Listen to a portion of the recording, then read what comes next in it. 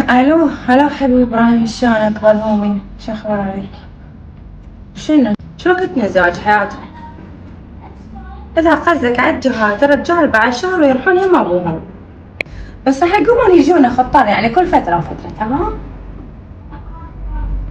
ماشي حياتي، اذا ما عندك اشكال هاي.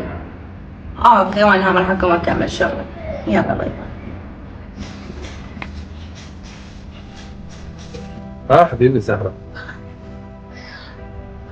يعرف من الجهل هذا لا أكثر ولا أقل. يعني أبوهم راح ياخذهم؟ هي باكر أنا راح أجهز الغرفة وأنتظرها هذا باكر، يعني شهر شهرين إن شاء الله نتزوج. أوكي تمام؟ تعبتها صح ولا؟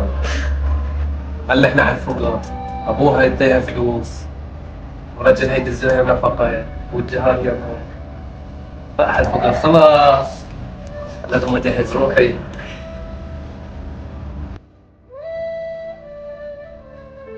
قول لك حبيبي برهومي، خابرون الجهال إيه. يردون يجون علي مشتاقين يشوفوني. يا جماعة زهرة، رجعنا على نفس الموضوع.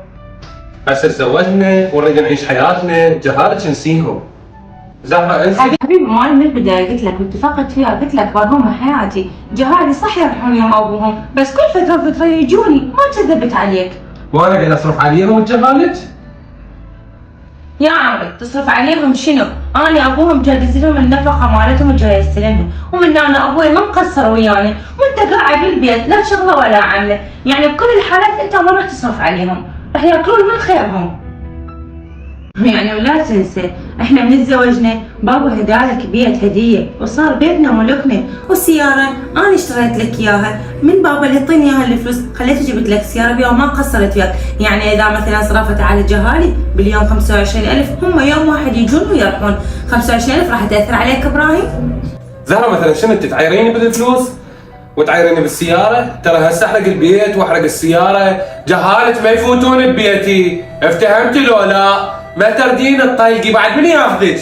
وين اكو بهالمجتمع هسه ان البنية مطلقة فوقها مطلقة ما حد ياخذها. ما اسمح لك مرة ثانية تجيب طار المطلقة على لسانك، هو هاي امثالكم هيك وصلتنا باوع، ما حد ما يدري باش عقبال طلق راح يقولون الصوج فيها، ما يعرفون انه انت حرمتني من جهالي، ماني ما مقصره وياك بشي. ابراهيم كافي اللي هنا وكافي، اوكي اطلق من عندك ولا حد ياخذني، اهم شي ما انحرم من شي اسمهم اطفالي. خوش لمي ملابسك وطلع برا، خلي يفيدوك عود جهالك، خليهم سند عود الك.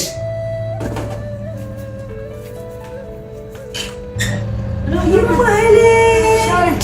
هلا عوالي هلا قلبي شلونك؟ انتظرونا لا تطبون جوال، هسه اجي اجيب ملابس ونروح البيت ببيتكم بعد ما نضل هنا.